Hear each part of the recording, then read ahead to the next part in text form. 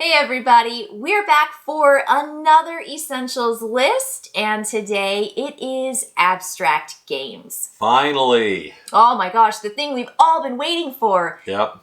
While I say that slightly sarcastically, abstract games are not necessarily the game that I'm drawn to, the game that I fall into, and the game that I return to. What do you think about abstract games?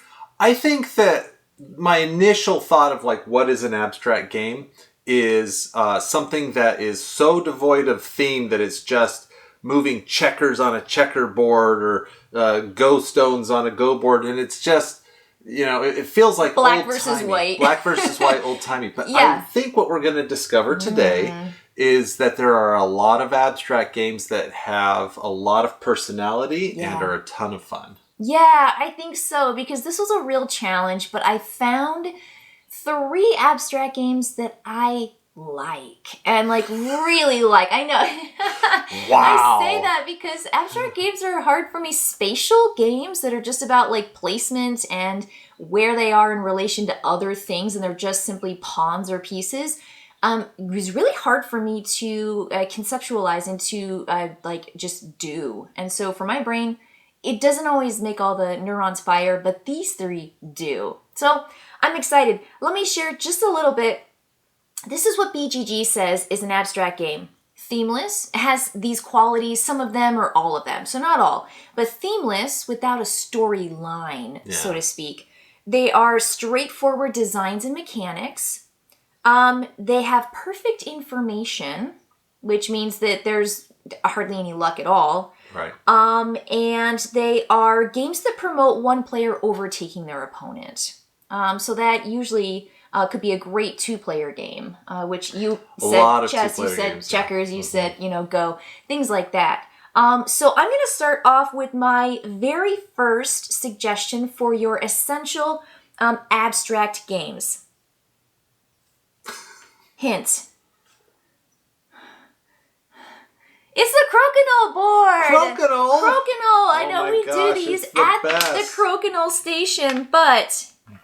Oh boy. This is kind of fantastic. So it does look a lot like those old-timey, kind of traditional abstract games. You mean like... but exactly, like light versus dark. Right. A board that has very few lines, and there's just these little bumpers. But wow, what it does for me is it adds the tactile component. Mm-hmm. And it adds the fact that you can play 2 people, one across from the other, or a 4-player game where you partner up. And I love that. It adds exactly the right amount of stuff to make this game so addictive. And for me, it's great. I always think of Crokinole as a dexterity game because you have to use flicking agility, but... It is. You're right. This is an abstract game. I mean, there's no story here. It's not like, the king of the Crokinole board is up against the evil baron. None of that's happening, right? It's just 2 teams going against each other. So this is very much an abstract game, and this may be the best abstract game of all time. It might be, and I started off really big, but it's not on my list, but it's great. I thought for 100% that would be on your list, and I would have to use one of my runners up, because this to me is the perfect abstract game. Now, it does take up a lot of table space, and it's really expensive if you want a nice one, which I know we've talked about this. But wow, it is the coolest shareable game. When someone comes over, this has a space in the smaller side of our gaming room that just it's just it's so beautiful, and and you just can walk right up and just be like, you just want to do it, and you could just flick and have a good time. Okay, so you said you thought this might be on my list. The reason it wasn't is because I think of this as a dexterity game, but you're right, it is an abstract game. I probably would have put this maybe at the top of my list. I love Crokinole. I think it's so much fun. And it's all open information. There's no hidden information. All the rules there is chance and luck because of the way you flick and things like that. You don't know where the disc is exactly going to go because we're not perfect flickers. But there's no story. You overtake your opponent. I mean, it fits perfectly into that abstract, and it's just so fun. What's yours? I'm going to start with, I think, my most obvious abstract game. This is the game that the theme is so paper thin, it's really not there. It's about laying tiles. Ooh, sounds like an abstract game to me. It's called Azul. And in Azul, you draw tiles, colored tiles out of a bag, and you put them on these little, what do we call those? Into these sections. And then you take a color and you put it in your little tile area. Yeah, this is sounding really abstract. It's super abstract. You're just trying to get points because, oh, look, I have this many red in a row, or well, I don't know if they can go in a row. I have this many tiles in a row. Yeah. And is there any theme? No. But is it a good abstract game? I say it's essential. I think, honestly, you have a game room, you want to have a nice game collection, Azul's the game you have to get. And there's 3 different kinds. You can get any of them. 3? 4. So, there's the new 4th one. Queen's Garden. There's 4 kinds of Azul. I don't care which kind you get. I think you need one. I think you need one too. I think that's a fantastic pick. It's a beautiful game. It's a tactile game. You don't have dexterity, but it feels good. Those pieces are lovely, and each of the Azuls offers a slightly different strategy and gameplay, and I think the original Azul is a perfect, essential, abstract game. I would probably start with the original Azul too. So if you just want one, or if you just want an essential collection, that's probably the one I would pick up, is the original. Fantastic. Cool. What's your second? My abstract? second abstract. We haven't seen these, by the way. I don't know what's coming up here, so I'm excited. My second one is also Azul. It has this color feel to it, and it's all about stained glass, but there really isn't a theme. There absolutely isn't a story, and this one is about worker dice, and it is Sagrada. Sagrada for me is just endlessly replayable, and what you're doing is you're just selecting dice that have a color and a pip, and they're just d6s, and you're placing them into your window, and every player has their own window that they're designing, and they also have selected a card that goes underneath the opening, so you know, I need a blue here, I need a 6 here, I need a yellow here. Well, this one's open, but the restrictions are that you're not allowed to place the same color or the same number adjacent, which is orthogonal, to each other. And there's so much fun strategy. The drafting happens with that drafting one direction, then reverse drafting. It is just so much fun. Loads of fun. And it's one of those kind of slightly juicier, but so easy to get into abstract games. I have to agree. I think Sagrada is essential. I think it's so good. We first tried Sagrada when they were very first releasing it. We were at the Board Game Geek convention. We went up to a table and they were demoing it. And we said, well, tell us about this game. And I looked at it and I said, I don't want to play this. It's so abstract. It's just colored dice and a grid. Come on. And what's weird is I thought it looked good. And I'm not like the best. I don't like the abstract games. And I looked at it and I was like, that looks pretty. I know, but it just felt so abstract. And then we played it for about 5 minutes, and I said, well, I'm buying this game. You kickstarted it. Fun. It's so fun. I did Kickstarter, but it's so fun. It's great. It's great. Yeah, that's my second I didn't essential. include it on mine because I thought you might. You did not. That's so fun. Yeah, it's kind of dirty pool on my side. That was probably the first game I did pick for this list that I knew for sure I wanted it to be on my essentials list. Yeah. Yeah. What's your second essential pick? Well, I went back in time a little bit. This is a game that we haven't played for a little while, but we used to play it all the time, and I always loved it. It's by Reiner Knizia. It's called Through the Desert. Oh my gosh. Do you remember? Oh my gosh. Yes. In this game, you place pastel camels in a line and you move them all through the desert, and you're creating these lines and these caravans. I mean, I guess there's a story that you're connecting caravan trails, but there's not. You're just placing camels in lines and getting points. What do you think about Through the Desert? I think that Through the Desert is a fantastic game. Yeah, it's great. I just can't win it. And I think it's because I only like playing Through the Desert as a 2-player, and I always play against you, and you always beat me. I found that when you play with more players, it gets really clogged up. And those camel trains getting to those oases is like really hard. I think it's great for 2 players. I think it's a really solid game. Any of these is good with 2. Any of these games is, but I like how the games, well, actually all of them so far, all 4 of them play with a varied amount of players, so there's flexibility. Again, Crokinole 2 or 4. Your game, Azul, plays 2 to 4, right? 4, yeah. Back to Sagrada, I think that goes up to 5. We got the 5-player expansion, and so it's even bigger, but with 2, just as fun, just as easy, just as great. You just roll fewer amount of dice, and then the selection has just 1 die left over every time.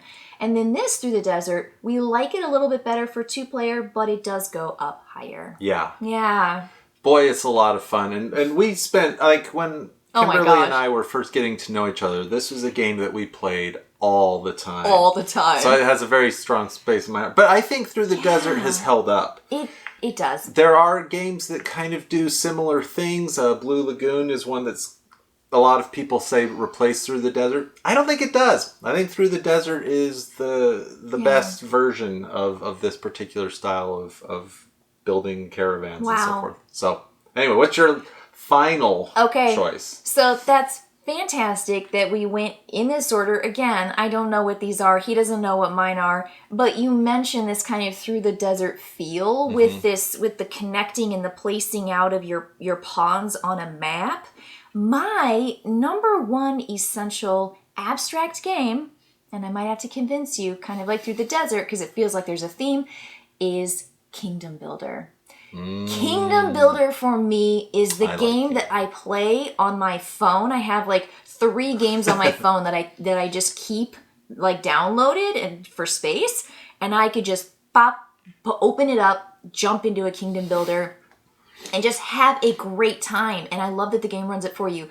But this game, it's not about kingdoms. It's not about building. It's not about all this like royalty stuff. It's just a map with strategic points. Exactly. Yeah. It's rows and it's columns and it's this quadrant or that quadrant, and you're placing down these little houses, these settlements, based on the card that you play with the terrain, and you want to connect and do the goal cards. But there's also locations you can activate if you get next to them, and they give you special cool bonuses, and sometimes on your turn you can be placing up to 6 of these settlements and exchanging that one and hopping over a river. But it's just obstacles, and it's just little things, and it's so abstract. It's so abstract. Like, if you think it's more than that, then we'll have to have a discussion. Kingdom Builder 1, Spiel des Jahres, I believe. So good. Which is because it's a solid abstract strategy game. But boy, it is abstract, and don't think it's not. I know. Queen laid on top some stuff, but it's great. It's great. Don't get me wrong. And when we're ever waiting in line and you see that it's going to be a while, she always pulls out her phone. All right, let's Kingdom Builder. Yeah, anytime we're at the Tire Center at Costco, we're playing Kingdom Builder. Yeah. What's your number 1? I'm so excited. So my number 1 is quite abstract. Oh boy. There's a hint of a theme on it, but it doesn't make any sense. No. I love this game. Kim doesn't necessarily like to play this with me. It goes 2 to 4 because I am really good at this game. I'm not good. I am. What is this? I am. What is it? You can play it on like Yucata.de or whatever, DE. Yeah.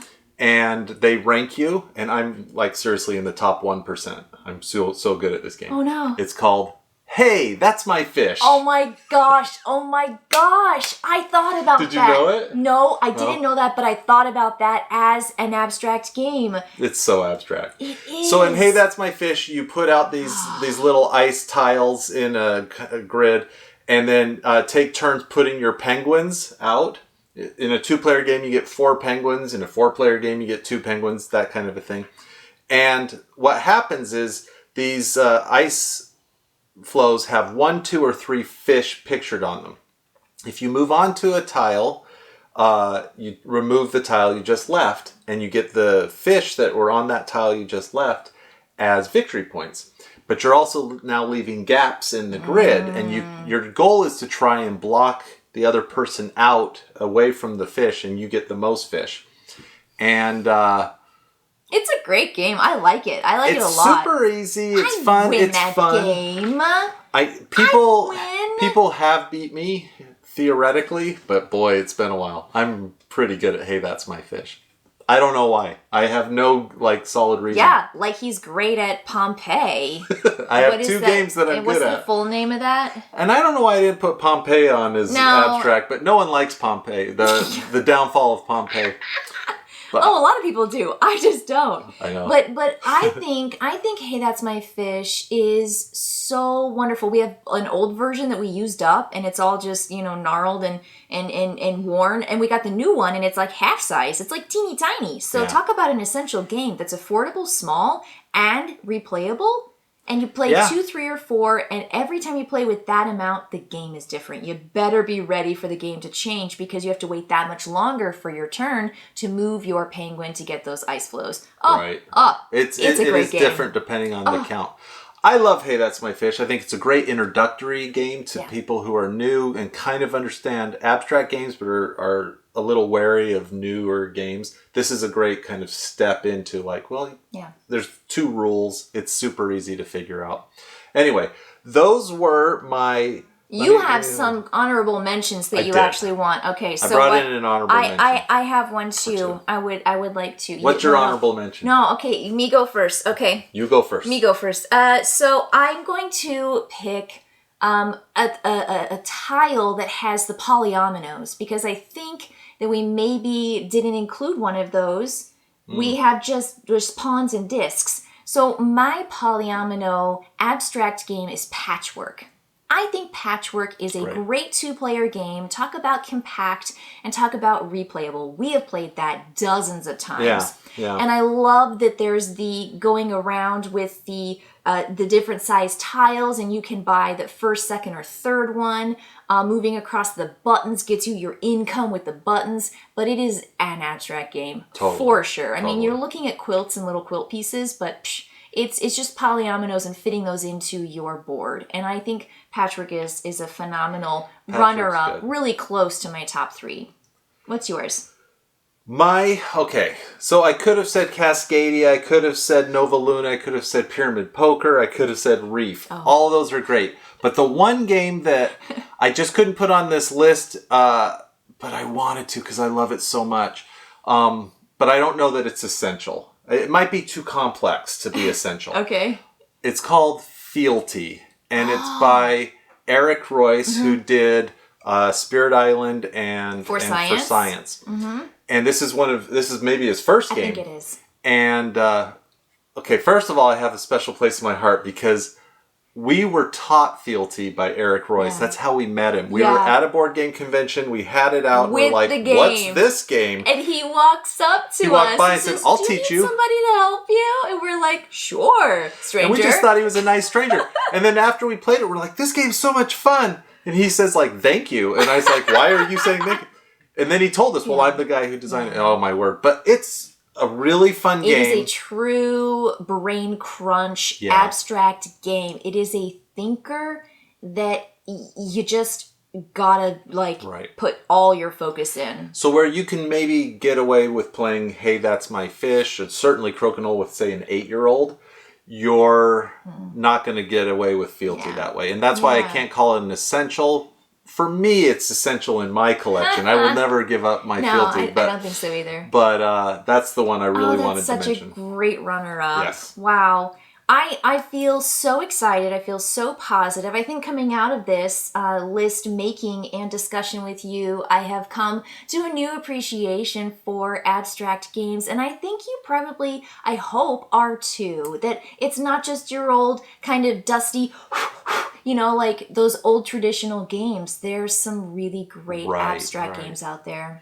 I get stuck sometimes in the headspace of this has to have a strong theme. I have to know the story or else I'm not going to have a good time. But when I put together my list, I had 15 games that I thought these abstract games were all wonderful. Yeah. So don't overlook those abstract games. There's a lot of fun to be had out there. Yeah, I agree. And I want to add just a little note to my essentials for Crokinole. I know that the space and the money could be a real kind of deterrent A or barrier, barrier to investing in that, even though I think it's essential. What I might suggest to you is a new game that just had a Kickstarter release. It's called Pathways. And for me, that's going to probably become the portable, storable, more played version of Crokinole than the Crokinole board. Now, I say that in anticipation of receiving my game, but we had a great time with it. It is strictly a 2-player game, but it is flicking and it is all about knocking your discs into that final row of discs. And if you want to see my video on how to play Pathways and you watch us play a game together, please go and check out that video on my channel. But Certainly it's much more affordable. More affordable. Yeah, and it's smaller. And again, it's packable. Yeah. Good choice. So that's Good idea. that's my, hey, you know, maybe do this instead of Crokinole, but I still think that game itself, not just dexterity, abstract for sure. Yeah. I'm so excited. Thank you, Lewis, for joining me for yet another Essentials list. My pleasure. It's always nice to be invited down. Absolutely. Thank you for joining us, and if you've got your Essentials for abstract games, put them in the comments below and I'll check them out. Yeah. Thanks for joining us. Bye. Bye. Yay! Yay! Yay! Yay! Yay! My favorite thing. Well, I mean, like, you know. Did you see I did that? Yes, I did. I walked right over and I said, that little stinker.